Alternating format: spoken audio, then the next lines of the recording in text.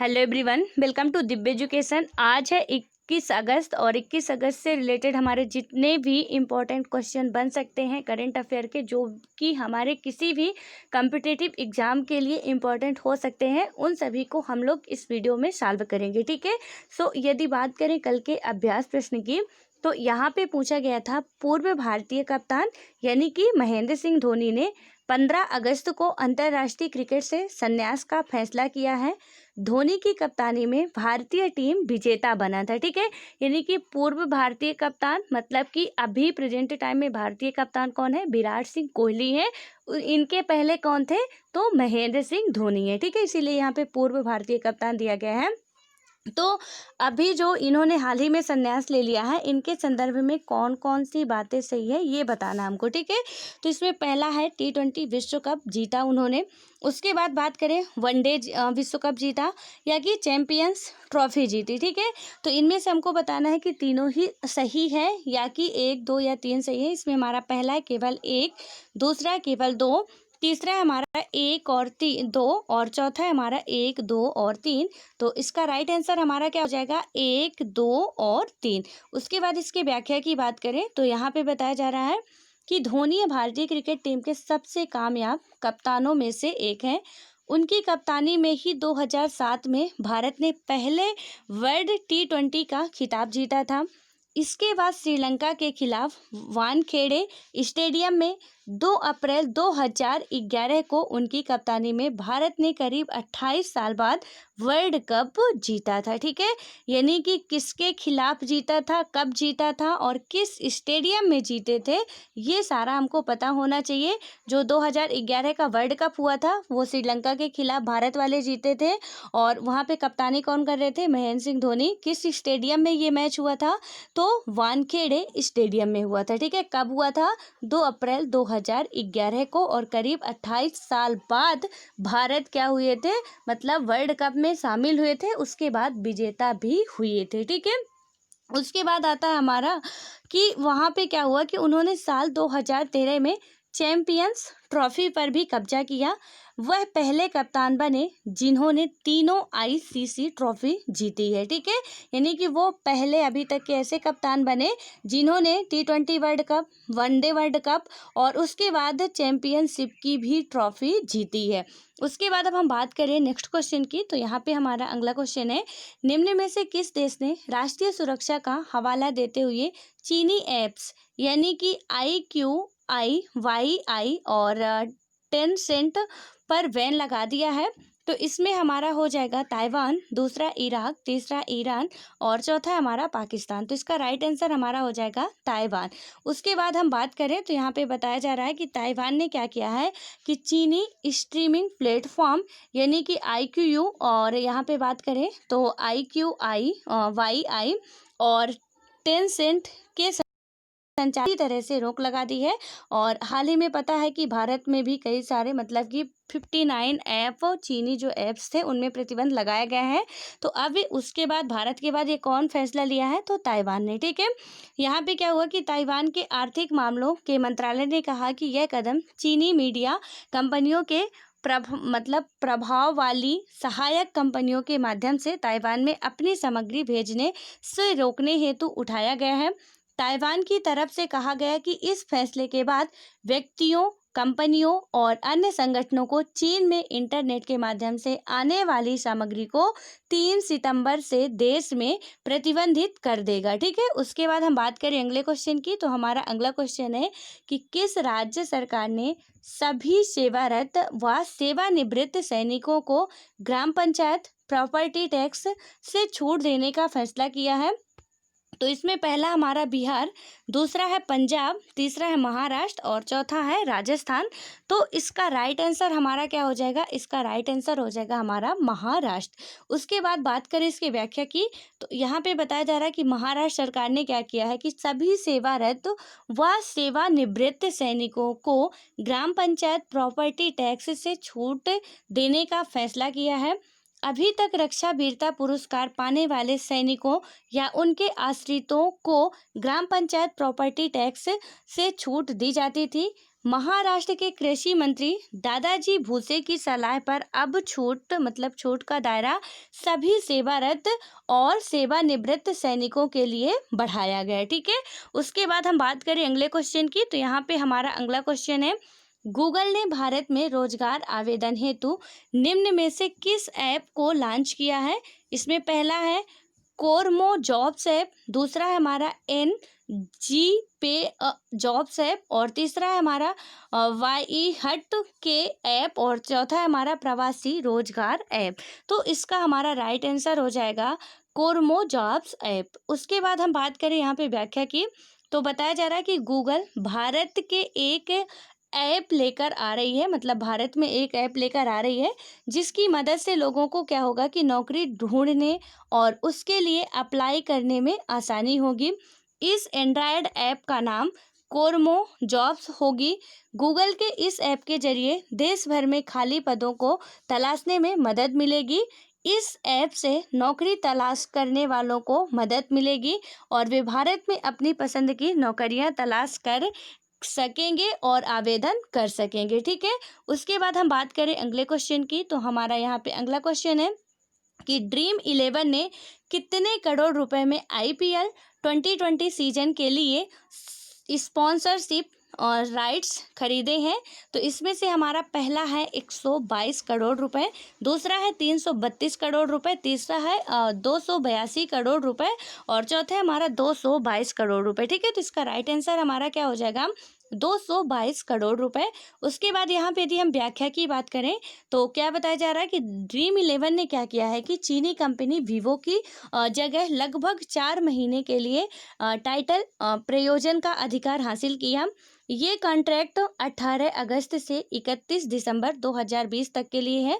Dream 11 पिछले कुछ वर्षों से आईपीएल के प्रयोजन से जुड़ा है। उल्लेखनीय है कि इस बार क्या होगा कि आईपीएल का आयोजन 19 सितंबर से 10 नवंबर तक इस साल संयुक्त अरब अमीरात यानी कि यूएई में किया जाएगा। ठीक है, यानी कि बात करें हम तो यूएई में किया जाएगा।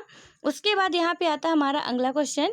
इसमें पूछा जा रहा है कि किस आईआईटी संस्था ने क्या किया कि राष्ट्रीय शिक्षा नीति 2020 के प्रस्तावों को अपनाते हुए अपने परिसर में शास्त्रीय एवं लोक कला अकादमी की शुरुआत की है।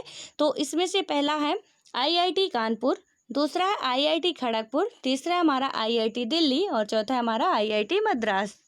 तो इसका राइट आंसर क्या हो जाएगा आईआईटी खड़गपुर। उसके बाद यहाँ पे इसकी व्याख्या की बात करें तो क्या बताया जा रहा है कि आईआईटी खड़गपुर ने क्या किया है कि राष्ट्रीय शिक्षा नीति 2020 यानी कि अभी जो राष्ट्रीय शिक्षा नीति लाई गई है 2020 में, तो उनके प्रस्तावों को क्या किया है इसने अपनाते हुए अपने परिसर में शास्त्रीय संगीत एवं मतलब कि शास्त्रीय एवं लोक कला अकादमी की शुरुआत की है।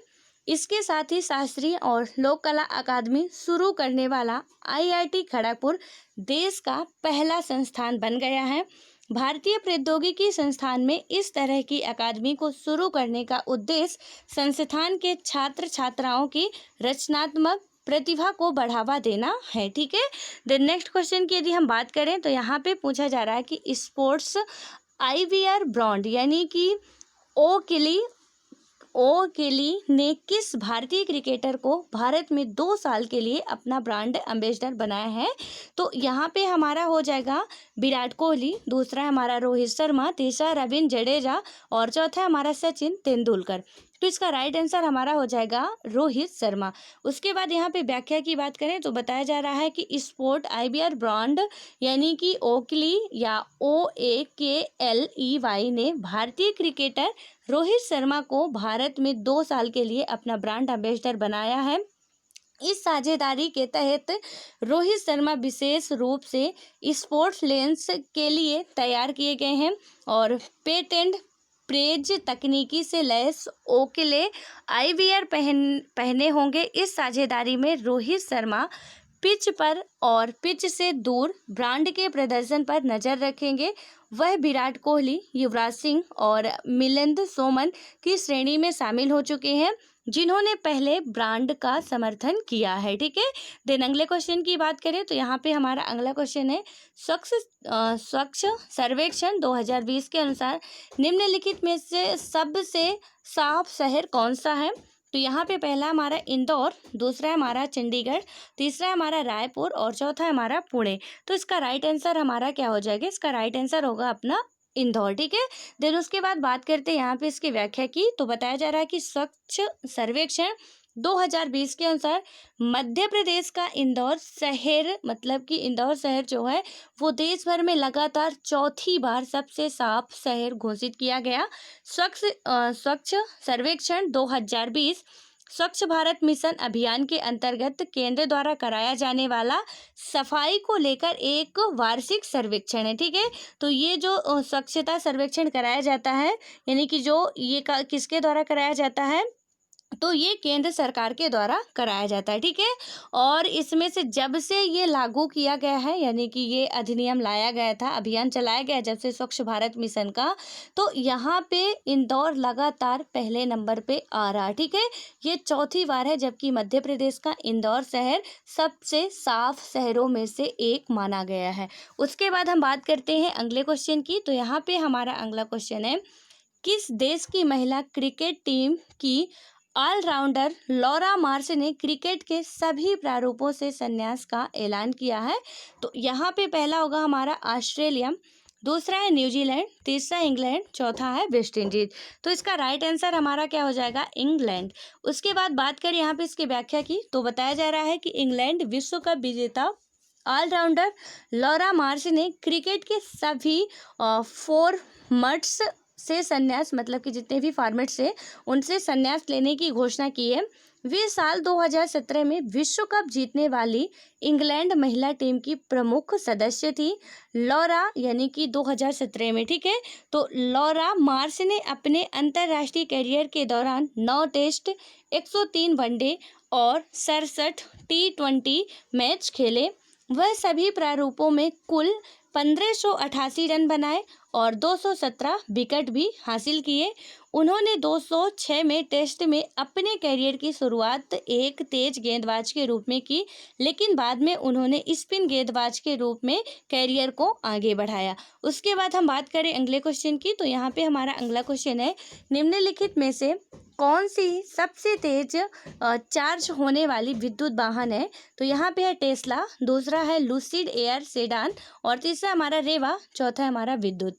तो इसका राइट आंसर हमारा क्या हो जाएगा? इसका राइट आंसर अपना होगा टेस्ला। उसके बाद बात करें यहाँ पे व्याख्या की। तो बताया जा रहा है कि हाल ही में टेस्ला को टक्कर देने के लिए लूसिड एयर ने सबसे तेज चार्ज होने वाली विद्युत वाहन का अनावरण किया।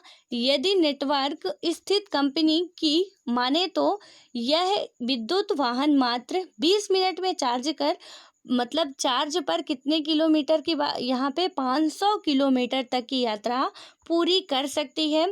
एयर सेडान की ड्राइविंग रेंज लगभग 830 किलोमीटर है। ठीक है। उसके बाद हम बात करते हैं अगले क्वेश्चन की, जो कि आज का लास्ट क्वेश्चन भी है। यहाँ पे पूछा जा रहा है कि जापान की डबल ओलंपिक विजेता आयका ताकाहाशी ने हाल ही में किस खेल से संन्यास लिया है? तो यहाँ पे पहला है टेनिस, दूसरा है बैडमिंटन और तीसरा है हमारा टेबल टेनिस और चौथा है हमारा स्क्वैश। तो इसका राइट आंसर हमारा क्या हो जाएगा? बैडमिंटन। उसके बाद यहाँ पे व्याख्या की बात करें तो बताया जा रहा है कि जापान की डबल ओलंपिक विजेता यानी कि आयका ताकाहाशी, ठीक है, इनका जो नाम है वो भी पूछा जाता है एग्जाम में। तो क्या नाम है इनका? आयका ताकाहाशी ने क्या किया कि हाल ही में बैडमिंटन के खेल से, यानी कि ये बैडमिंटन की खिलाड़ी है, तो बैडमिंटन के खेल से संन्यास लेने की घोषणा की है। ताकाहाशी ने क्या किया है कि मात्सु तोमो के साथ मिलकर 2016 में रियो ओलंपिक में डेनमार्क की क्रिस्टीना पेडरसन और कामिला रिटर जूहुल को हराकर महिलाओं के युगल स्वर्ण पदक जीता था। और आयका ताकाहाशी ने अपनी जोड़ीदार मिसाकी और मात्सुतोमो के साथ ओलंपिक में बैडमिंटन में जापान को सबसे पहले गोल्ड मेडल दिलाया था। ठीक है। उसके बाद हम बात करते हैं अगले क्वेश्चन की, जो कि आज का हमारा अभ्यास प्रश्न है। यहाँ पे पूछा जा रहा है कि इजराइल और संयुक्त अरब अमीरात यानी कि UAE के बीच पूर्ण राजनयिक संबंध स्थापित करने के लिए हाल ही में सहमति बनी है। इस संदर्भ में निम्न कथनों पर विचार करें। ठीक है, तो यहाँ पे पहला स्टेटमेंट हमारा क्या है या पहला कथन क्या है, इजराइल और यूएई के बीच इस सहमति बैठक में ईरान और फिलिस्तीन के प्रतिनिधि भी मौजूद थे। तो इसको हम लोग सॉल्व कर चुके हैं, इसलिए आप लोग थोड़ा अच्छे से सुनिएगा और समझिएगा, उसके बाद ही आंसर देने की कोशिश कीजिएगा। ठीक है, तो यहाँ पे क्या बात की जा रही है कि इजराइल और यूएई के बीच इस सहमति बैठक में ईरान और फिलिस्तीनी के प्रतिनिधि भी मौजूद थे। दूसरा है हमारा यूएई इजराइल के साथ राजनयिक संबंध स्थापित करने वाला पहला खाड़ी देश है। और तीसरा स्टेटमेंट हमारा कहता है कि मिस्र और जॉर्डन का इजराइल के साथ राजनयिक संबंध है। ठीक है, उसके बाद हमको बताना क्या है कि उपरोक्त कथनों में से जो स्टेटमेंट अभी हम पढ़ें उनमें से कौन सा कथन या से कथन सत्य है। ठीक है, यानी कि जो क्वेश्चन ऊपर पूछा गया है और जो स्टेटमेंट दिए गए हैं तो कौन ऐसे हैं कि उस क्वेश्चन को सही साबित कर रहे हैं या संतुष्ट कर रहे हैं। ठीक है, यहाँ पे पहला हमारा केवल एक, दूसरा है केवल 2 और 3, तीसरा है हमारा 1 और 3, चौथा है हमारा 1, 2 और 3। तो इसका राइट आंसर आप लोगों को बताना है कि क्या होगा, क्योंकि इस क्वेश्चन को हम लोग अच्छे तरीके से सॉल्व कर चुके हैं। ठीक है, सो आई होप कि आप सभी लोग इसका राइट आंसर देने की ज़रूर कोशिश करोगे और मिलते हैं हम नेक्स्ट वीडियो में। तब तक के लिए bye bye, all the best.